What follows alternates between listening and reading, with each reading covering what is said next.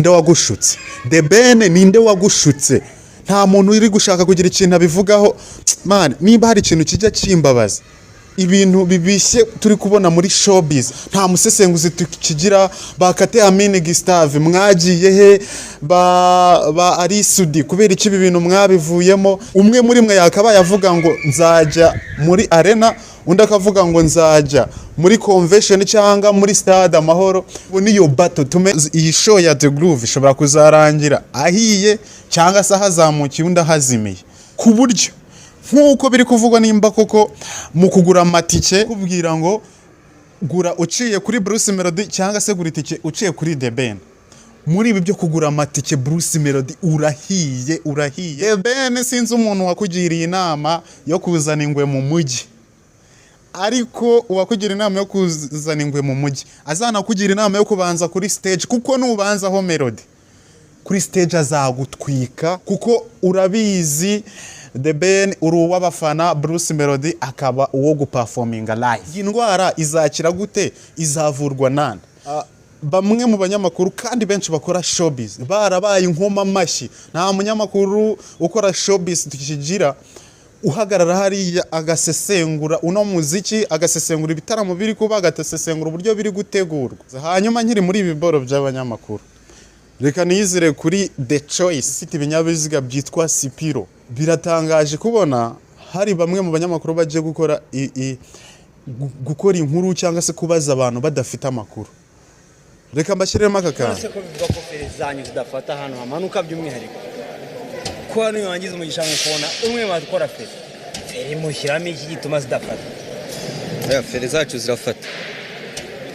Ubu se bwa mbere ubyumvisha ko zidafata, ngo zifata hazamuka. Ni gute umunyamakuru ya kubaza ikibazo atarabanje gushaka amakuru ampamo amenye ngo nibiki biri kuvugwa kuri iki kintu kugira ngo mbanze kukibaza? Uko niko abantu bavuga. The Ben nje ndashaka kwibariza, ninde wagushutse? The Ben ninde wagushutse kugarura ingwe mu mujyi? Reka nabonye nta muntu uri gushaka kugira ikintu abivugaho. Man, niba hari ikintu kijya kimbabaza, abantu twakurikiranye imyidagaduro za 2012 2015 kugeza nka za 2018, dufite irungu, dufite ibintu bibishye turi kubona muri showbiz. Nta muntu ushaka kuvuga, nta musesenguzi tukigira. Bakate Amine Gustave mwagiye he? Ba Arisudi kubera iki ibintu mwabivuyemo? Ariko turaza tukabona abantu bari gucinya inkoro muri showbiz, ntago bashaka kutubwira ukuri. Koko kugezaho abantu twafataga nk'abami bino miziki nyarwanda, ubwo ndavuga Tiger B, nkavuga na Bruce Melody, igitangaza kweri. Umwe muri mwe yakabaye avuga ngo nzajya muri arena, undi akavuga ngo nzajya muri convention cyangwa muri stade Amahoro. Tubone bakubise buze, noneho tubone iyo battle, tumenye ngo abafana ba Bruce Melody barajya muri arena bayikubite yuzure cyangwa sarashya bose bigere kwa Tiger B. Noneho tubone abafana ba The Ben nabo buzuye cyangwa se bagiye kwa Bruce Melody ngo duce agasoso ariko wapi. Gusa ikintu cyo mugomba kumenya, sinzi niba ndiri bugemeranye na buri umwe wese, ariko muri bano babiri Tiger B na Bruce, umwe muri bo iyi show ya The Groove ishobora kuzarangira ahiye cyangwa se hazamukiye undi ahazimiye. Ati gute? Hari ibintu ukurikije ukuntu bano ba superstar dufite bameze. Bruce mu bigaragarira amaso afite audience, ni umuhanga. Iyo byageze kuri stage akubita live papa, akubita live ya danje. Hanyuma iyo winjiye mu bafana, The Ben afite audience iri hejuru cyane, ku buryo nkuko biri kuvugwa nimba koko mu kugura amatike hari step geraho bakakubwira ngo hitamo kugura itike ku ruhande rwa Bruce Melody, hitamo kugura itike. Nkuko biri kuvugwa hari step geraho mu kugura itike bakakubwira ngo gura uciye kuri Bruce Melody cyangwa se gura itike uciye kuri The Ben. muri ibi byo kugura amatike Bruce Melody urahiye kuko ushobora kuzashiduka do mu myanya abafana ba Bruce bazicaramo nta nuwo kuba ari ariko handakabije. Okay, bashobora kuzaba ari bake. Hanyuma nibigeramo imbere muri arena kuri stage, The Ben sinzi umuntu wakugiriye inama yo kuzana ingwe mu mujyi, ariko uwakugira inama yo kuzana ingwe mu mujyi azana kugira inama yo kubanza kuri stage, kuko nubanzaho Melody kuri stage azagutwika, kuko urabizi The Ben uri uw'abafana, Bruce Melody akaba uwo guperforminga live. Ibyo byo tubyemeranyeho kuko kuri live performance ya Bruce na live performance ya The Ben harimo difference. Ikintu cyambabaje cyane muri ibi bintu muri ino showbiz, tutabeshanye, The Ben na Bruce Melody nibo bantu dufite bivugwa ko bari international, ku buryo umwe muri bo ashobora gukora show aho yayikoreye hakaza ntihaza abanyarwanda gusa, hakaza abagande, hakaza abarundi, hakaza abatanzania, hakaza abanyakenya ndetse n'abandi bibwota amasimbi hakurya hatakiri muri Afrika. Bivuze ngo twari twiteze ko uwo ari we wese umwe muri aba agiye guperforminga mu nzu zimwe hano ziberamo ibirori mu Rwanda, akavuga ngo mfite show, mfite igitaramo, twakitega ko hubwo akibivuga amatike ashobora guhita ashira ku isoko uwo munsi, nk'uko tujye tubona ibindi byamamare. Sibyo, umuhanzi uri international ikimukubwira nuko nimba agiye gukorera igitaramo hano i Kigali, tuzabonamo abantu bakatishije amatike y'indege baturutse za Kenya, za Uganda, baturutse muri Amerika na he hose, bakaza hano i Kigali baje kureba Bruce cyangwa baje kureba Tiger B. Rero bivuze neza ngo nimba aba bantu twitaga ko ari international bari bwishyire hamwe kugira ngo buzuze arena, ubwo kuba international byaba ari igihuha. Anyway, reka nikomereze. Hanyuma icyo narindi kuvuga kuri bino bintu bibiri tuzabona nibatabyitondera. Icyambere uburyo bwashyizweho bwo kugura amatike, nimba ko kari byo ni ibivugwa, nje mba nivugira ibivugwa ku mihanda. Ese ubundi nibyo? Muze mutubwire. Nimba hari step ugeraho ugahitamo ukavuga ngo ngiye nguze kuri Bruce Melody, undi akaza ngo ngiye nguze kuri The Ben, mwitegure kubona Bruce Melody ku bintu byo kugura amatike uzashya nitugera mu gitaramo indani mu guperforminga. Bruce Melody nabanza kuri stage, The Ben urahiye. Ibi bintu mubirebeho neza, muzaduhe inzira zo gutuma tutazabona hari abafana bumwe ubanje kuri stage bagasohoka undi akaza ari kwiririmbana.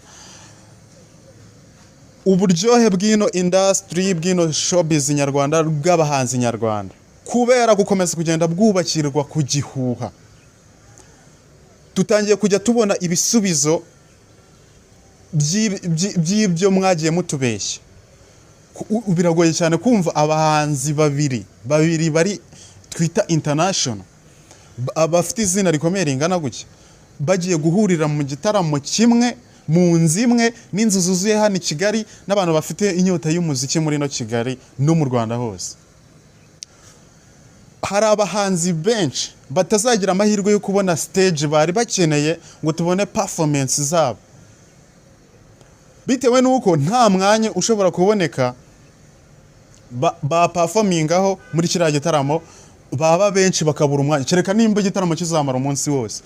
Ariko byibure iyo aba bantu baza gutandukana bakavuga ngo okay, kizeho itariki ngenda korera muri arena, cyangwa se wenda reka tubare bose ko bazakorera muri arena ariko mu bihe bitandukanye, tukabona hari abahanzi nka ba Kensol, ba Kevin Kade, ba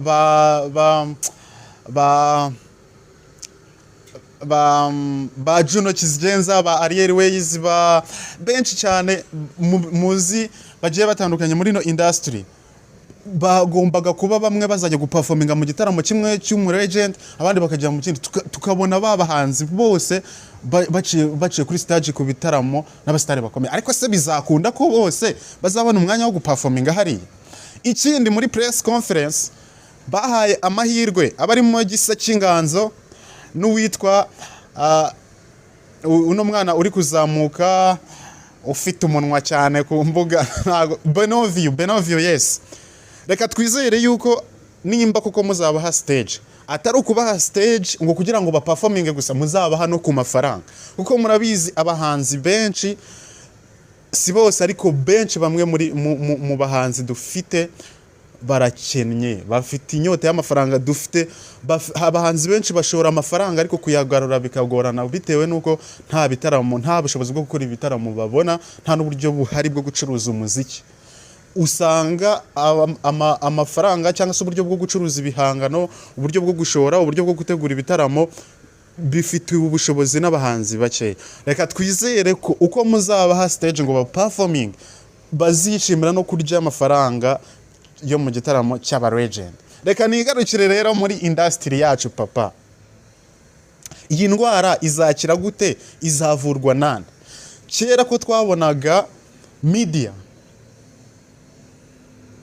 yaratumaga abahanzi bazamuka baciye mu buryo buri positive, ariko ubu ngubu tugeze ku rwego bamwe mu banyamakuru kandi benshi bakora showbiz barabaye inkoma mashyi. Nta munyamakuru ukora showbiz tukigira uhagarara hariya agasesengura uno muziki, agasesengura ibitaramo biri kuba, agasesengura uburyo biri gutegurwa.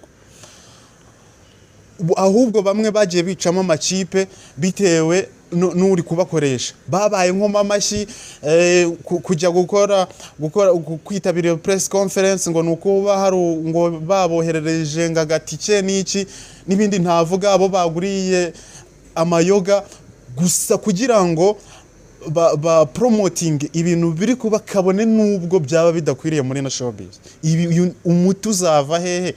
Dukeneye kongera kubona abanyamakuru nkuko mujya muvuga ko abantu bo kuri YouTube ari twe nkoma amashyi dufata uruhande tukaba abafana. Dukeneye byibuze abo banyamakuru bake bari professional, bari kubitangaza amakuru bikomeye, bizwi, bikora nyine giprofessionnel, baza bagasesengura no muziki bagashyiraho ukuri. Aba bantu bashora imari yabo mu muziki bakamenya ngo wagwane se tugomba gutegura ibitaramo gute kugira ngo n'abandi bahanzi biyubake, umuziki wacu tuwubone ku ruhando mpuzamahanga. Mvuze byinshi bwakwira, reka nikomereze. Hanyuma nkiri muri ibiboro by'abanyamakuru, reka nizire kuri The Choice gitangazamakuru kirenze hano mu Rwanda. Nabonye mu kiganiro n'abanyamakuru kuri company ifite ibinyabiziga byitwa Sipiro. Biratangaje kubona hari bamwe mu banyamakuru bagiye gukora inkuru cyangwa se kubaza abantu badafite amakuru. Reka mbashyiremo aka kantu. Ni gute umunyamakuru ajya kubaza ikibazo atarabanje gushaka amakuru ampamo amenye ngo ni ibiki biri kuvugwa kuri iki kintu kugira ngo mbanze kukibaza? Ngo moto ngo ya Sipiro ngigeze ahamanuka ngo feri ntizifata, ngo zifata hazamuka gusa. Kuko niko abantu bavuga ko habaye ama space, ko abantu benshi bagenda bandika. Byavugwaga ko uretse uvanye ku byo basobanuye, byavugwaga ko izi moto iyo umuriro uri full uri kwijana, feri haba hazamuka, haba hatambika, haba hamanuka, feri ziba amazi. Iyo umuriro ugeze kuri 20 kumanuka, feri ziba amazi, haba hamanuka, haba hazamuka, haba hatambika. Twari dukeneye kumva bari kutubwira ngo bigenda bite, biba byagenze bite kugira ngo umuriro niba uri hejuru uri full, umuriro niba uri hasi wenda gushiramo, feri zibe amazi. Biba byagenze bite? Ese umumotari cyangwa se umushoferi wiriya moto, yaba ari umumotari cyangwa usanzwe, agomba gukora iki mu gihe ari muri iyo situation?